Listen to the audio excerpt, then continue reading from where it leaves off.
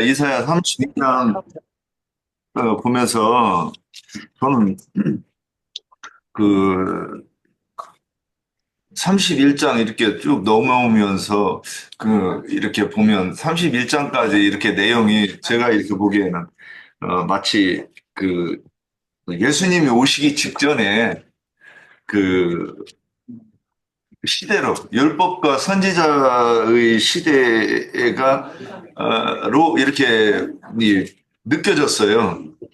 그래서 그리고 나서 32절에 보면 예수 그리스도가 오셔가지고, 앞으로, 그 예수 그리스도가 오시는 또 그리스도로서 사역하시는 그 모습으로, 이렇게 비춰져서 했던, 그렇게 한번, 좀 설명을 해보려고 합니다.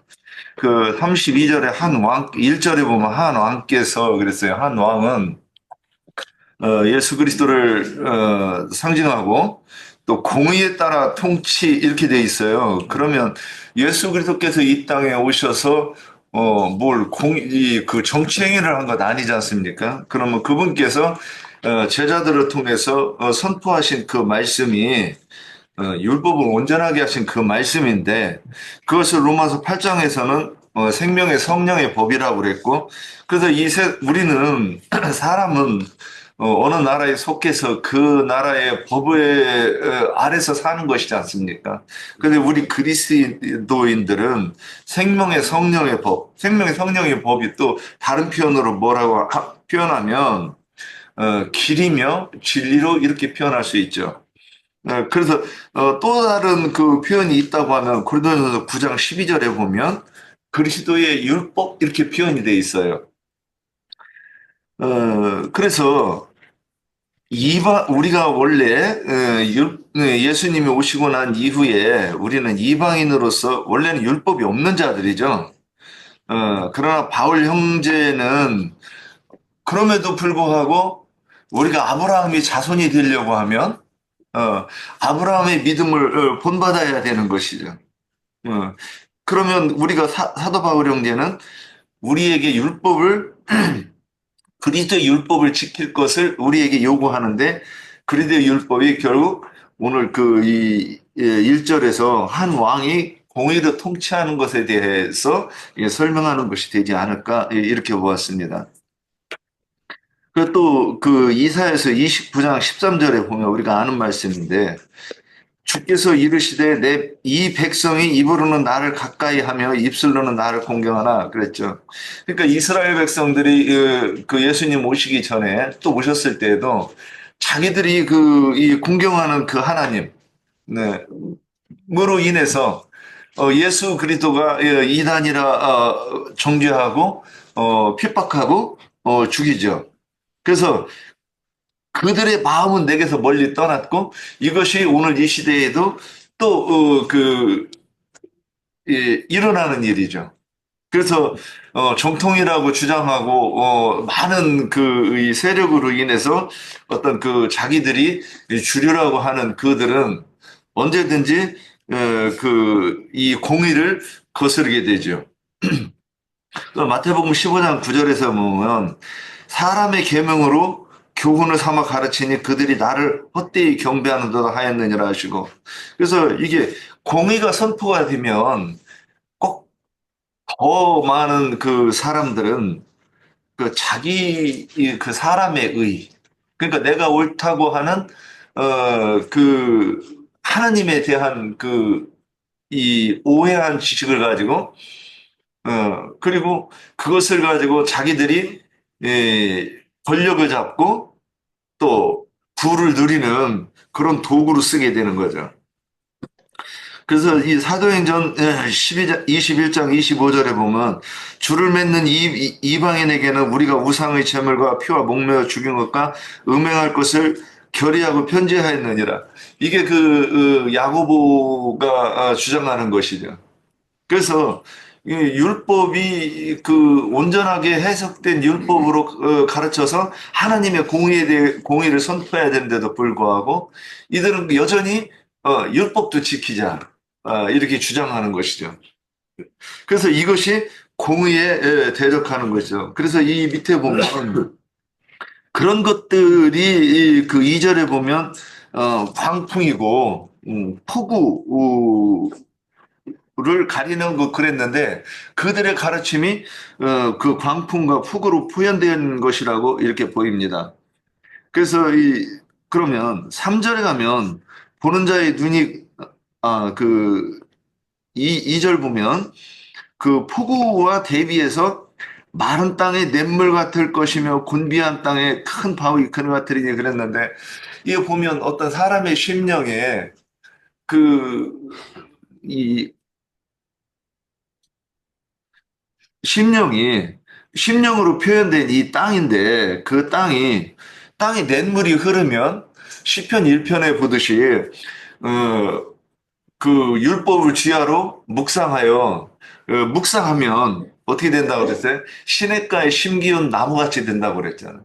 그래서 시절을 쫓아 과실을 맺는다 그랬는데 어 아까 그 이 폭우가 내리면 다 쓸려가 버리죠. 예, 그래서 창세기 그 7장에 보면 그 다 그 물에 잠겨버리고 그렇게 돼서 코로 기식하는 것이 다 죽을 수밖에 없죠. 근데 여기서는 시냇물이 흘러내리면 생명이 공급되고 그 살아나는 것인데 그걸 뭐냐? 하나님의 한 왕이 통치하는 그 이의 말씀이 이렇게 공급되면 그 땅이 살아나고 생명을 솟아날 수 있는 그러한 것이 된다 이렇게 보입니다. 그 다음에 그 3절에 보면 보는 자의 눈이 감기지 아니할 것이요. 그래서 마른 땅에 그 냇물이 흘러가는 것이 하나님의 공의가 이렇게 뭐 김영삼 대통령이 성경을 인용해 가지고 정의와 공법이 하수같이 흐르는 대한민국이 되겠다 그때 그랬는데 개뿔이나 뭐 그런 건 없었죠. 그런데 여기서 하나님의 공의가 이렇게 선포가 되면 어, 그 보는 자의 눈이 감기지 아니하죠. 그래서 이 눈이 감길 때 그 창세기 그 3장에서 보면 그 뱀이 뭐라고 합니까? 이거를 먹으면 눈이 밝아져서 하나님과 같이 된다고 하죠. 그래서 성경에 보면 눈이 진짜 밝아졌죠.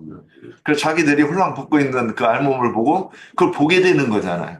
근데 그것이 하나님께서 볼 때는 마귀는 그 눈이 밝아졌다고 하는데 하나님께서 보실 때는 눈이 감겨졌다 이렇게 하는 거예요.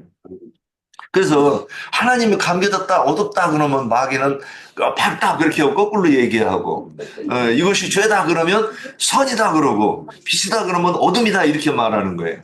그래서 이것이 똑같은 이게 지금 공의에 대해서 지금 얘기하고 있는 거예요. 근데 그들은 자기 소견에 좋은 대로 얘기해요. 하나님의 뜻이 뭐냐는 관심 없고 자기 소견에 그러니까 성령의 계시가 없이 사람의 지혜로 생각한 그것을 가지고 성경을 보고 가르치는 그 말씀인데 그것을 가지고 뭐라고 하냐 사랑의 의다. 그래서 공의와 대비한다고 이렇게 보이는데 그 눈이 감기지 않는다 그러면 생명의 그 공의의 말씀이 강물같이 냇물같이 흐르는 그 공급되는 곳에서 있었던 사람들은 눈이 감길 수가 없겠죠. 점점 더 밝아지겠죠. 그래서 사람들이 의로 말하는 거짓 복음에 대해서 확실하게 더 분명하게 더 밝게 구체적으로 이렇게 설명할 수 있는 것을 뒤에서는 민첩한 말이다 이렇게 표현한 것 같습니다. 그 다음에 4절 조급한 자를 이렇게 보면 저는 이거를 보면 어떻게 설명할까 그러다가 마태복음 5장 4절에 보면 어 줄이고 목마른 자가 나오고 그 줄이고 목마르니까 애통한다 이렇게 표현되어 있는데 이게 비슷한 표현 아닐까. 그래서 내가 마음이 이 그러니까 내가 진리의 지식이 없다고 인식하는 사람이어야 그 진리의 지식이 내가 소유하기를 원하고, 이거를 소유하는 것이, 내가 이게 살아나는 길이고, 그렇다고 진짜 내가 인식이 된다고 하면, 어떻게 그거를 소홀히 하고 또는, 미루어 놓을 수 있겠는가. 그러니까, 거기에 대해 빨리 알고 싶은, 많이 알고 싶은 그 마음을 이렇게 조급한 마음이라고 이렇게 표현하지 않았나 봅니다. 또, 오전에는 어리석은 나를 다시 존귀하다 부르지 아니하겠고. 그래서 하와가 선악과를 따먹고 나면 어떻게 되겠어요? 하와도 빛을 어둠이라고 하고 어둠을 빛이라고 하겠죠. 그러니까 진리의 말씀을 하는 자가 그때 와서 하와에게 뭐 하나님의 말씀 이러하시다고 하면 뭐라고 하겠어요? 아이 그건 뱀의 말이야 이렇게 말할 거예요. 그런데 눈이 띄어진 자는 이제 거꾸로 말하는 거죠. 빛과 어둠이 정확하게 구분돼서 빛을 빛이라 어둠은 어둠이라 하겠죠. 어, 그래서 이제 6절 거기서 예, 그 7절에 보면 악한 자는 그 그릇이 악하여 이렇게 돼 있는데 이 그릇이 악하다 그러면 디모데후서 2장 20절에 보면 큰 집에는 금그릇과 은그릇뿐 아니라 나무그릇과 질그릇도 있어. 예, 귀하게 쓰이는 것도 있고 천하게 쓰이는 것도 있나니 그랬어요. 그래서 그러니까 여기서 나무그릇이나 질그릇은 우리가 이렇게 익히 알듯이 이게 악한 그릇일 겁니다. 그러면 이것이 사람의 심령을 얘기하는 거겠죠. 그러면 어떤 사람의 심령 속에는 혼의 구원을 받아가지고 그 청명한 이 하늘의 세계처럼 맑은 영이 될 것인데 그 혼의 구원을 이루지 못하고서 또는 아직도 그 육신의 생각에 잡혀 있는 사람의 생각은 하나님 말씀 알아들을 수가 없는 거죠. 그래서 심지어는 여기 와서 말씀을 들어도 안 들릴 수가 있는 거예요. 자꾸 이해가 안 되고 그리고 속에서 이 반대로 생각이 돼요. 나영진이 뭐 말씀하시는데 저도 몇 번 그랬어요. 나영진이 저거 틀린 거 아니야? 잘못 다 맞는 것 같은데 이 부분은 틀린 것 같아. 그래가지고 붙잡고 있는 거예요. 그래서 그러면 처음에는 딱 그 생각이 드는데 설마 내가 바꿨어? 나영진님이 바꿨지. 그러고서는 그 말씀 붙잡고 한참 이렇게 있다가 보면 딱 성령께서 깨닫게 해주시고, 아, 이해가 되면 역시 그러네. 내가 틀렸네. 이게 뭐냐. 그, 이, 그릇이 선하면 무엇을 듣는 것도 그렇지 않은가 이렇게 싶습니다. 근데 이제, 음, 이 악한 것에 대해서 좀 설명하려고 보면 좀 적절한 말씀이, 어,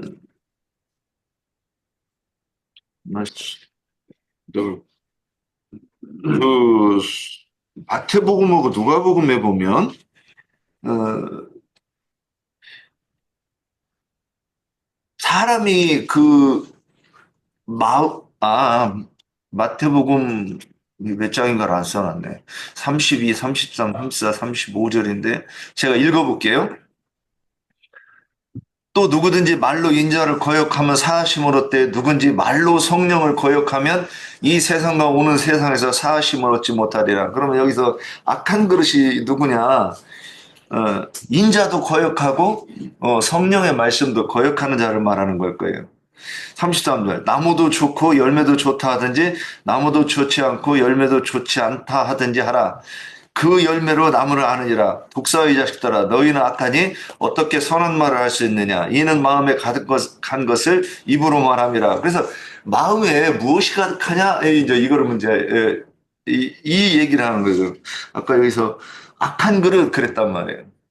그런데 그 그릇은 무엇을 담는데 무엇을 담느냐? 우리는 그러면 이제 막 여기 와서 진리의 말씀을 들은 다음에는 이게 거짓 복음을 담느냐? 진리를 담느냐? 지금 이렇게 생각할 거예요. 그럼 이제 그 다음 말씀도 선한 사람은 그 쌓은 선에서 선한 것을 냈고 그럼 여기서 쌓았다는 얘기가 그릇에 담아두었다 이 얘기로 표현되는 거죠. 악한 사람은 무엇을 쌓아놓겠어요? 그 마음속에 사람의 계명. 그리고 내가 눈으로 보이는 그 문자대로 본 것을 가지고 그래서 간음하지 말라 그것이 하나님의 거 하나님의 신부로 지음을 받은 창조물은 하나님이 하나님의 아내로 삼으려고 지은 거야. 이렇게 얘기하면 조문으로 보는 사람은 이게 도무지 이해할 수 없는 말인 거죠. 그러니까 이단이라고 하는 거예요. 무슨 그 남녀 관계에 있어서 그 이 간음하는 거에 대해서 얘기하는 건데 저 성경을 억지로 푸는 거 아니야? 이렇게 표현하는 거죠. 그래서 우리 보고 돌을 던지는 거예요. 자, 그 다음에 8절에 보면 존귀한 자, 존귀한 일을 계획한다. 저는 이 말씀 빌립보서 1장 18, 어, 18절, 19절인데 18절부터 29절까지 조금은 그냥 읽기만 해도 너무 잘 설명되지 않는가 이 생각이 들어요. 제가 한번 천천히 읽어볼게요. 빌립보서 1장 18절. 그러면 무엇이냐? 거칠애로 하나 참으로 하나 무슨 방도로 하든지 전파되는 것은 그리스도니 이로써 나는 기뻐하고 또한 기뻐하리라. 바울이 감옥에 갇혔더니 어떤 사람들은 이 복음을 전하는데 바울을 시기하는 마음을 가지고 복음을 전한대요. 그래서 이렇게 나오는 거예요. 그래서 이렇게 전하나 저렇게 전하나 그러는데 19절 이것이 너희 간구와 예수 그리스도의 성령의 도우심으로 나를 구원에 이르게 할 줄 아는 거로 나는 간절한 기대와 소망을 따라 아무 일에든지 부끄러워하지 아니하고 지금도 전과 같이 온전히 담대하여 살든지 죽든지 내 몸에서 그리스도가 존귀하게 되게 하려 하는 것이니 그랬어요. 그래서 이 존귀한 자에 대해 남들이 볼 때는 바울이 존귀하겠어요. 감옥에 갇혔는데 맨날 두들겨 맞고 그리고 형편도 부족해가지고 맨날 피장의 일을 해가면서 자기 동료들이 쓸 것을 공급하는 그 삶이 남들이 볼 때는 뭐이그어큰그 예배당에서 참 그 멋진 옷을 입고 그리고 많은 그 사례금을 받아가지고 외제 승용차 타고 다니면서 보는 사람 눈으로는 이것이 바울의 모습이 그렇게 영광스럽게 보이지 않았을 거라는 말이에요. 존귀하게 보이지 않았을 거라는 말이에요. 근데 사도 바울은 뭐라고 얘기하느냐? 살든지 죽든지 내 몸에서 그리스도가 존귀하게 되게 하는 것이니 그랬어요. 이는 내게 사는 것이 그리스도니 죽는 것도 유익하다.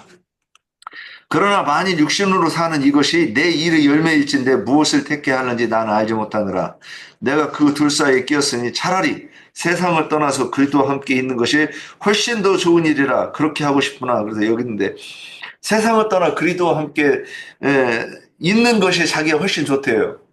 근데 기독교인들이 70, 80이 먹어가지고 죽어가는 사람한테 하나님 살려내라고 막 기도하잖아요.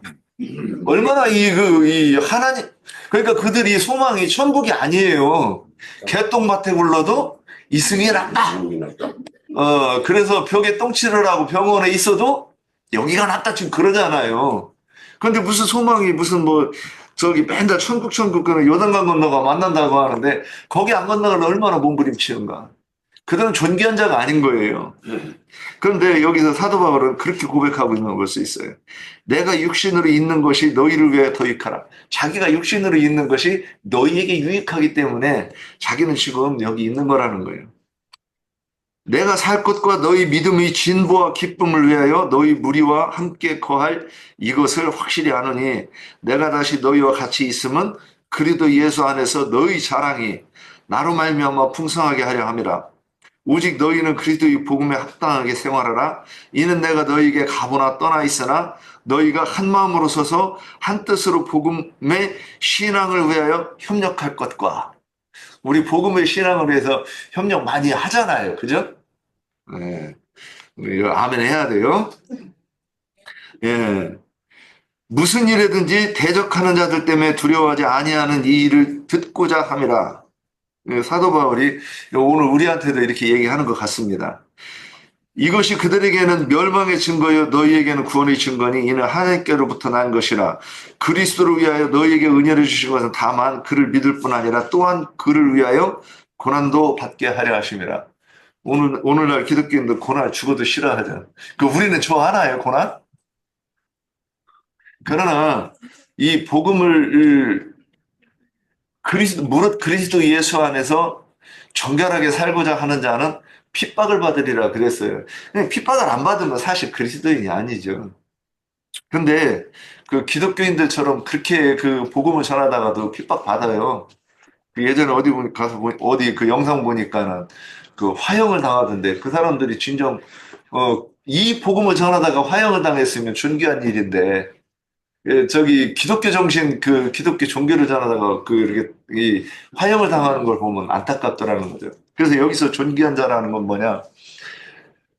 하나님의 뜻, 세상 나라가 주와 그 그리스도의 나라가 되는 것이 하나님의 뜻이고 내 개인적으로는 내가 혼의 구원을 이루고 몸의 구원을 이루는 것까지가 하나님의 뜻이지 않습니까? 그것을 이루는 것을 성경에서는 끊임없이 또 얘기하고 또 얘기하고 또 얘기하고 하고 있는 거예요. 그래서 이 사도 바울은 그 일이 이루어지는 것을 위해서 자기는 살든지 죽든지 고난을 받든지 경계하지 않는 것. 그래서 또 그것을 기쁘게 여기는 것이 존귀한 자가 아니겠는가 이렇게 보았습니다. 예, 여기까지입니다.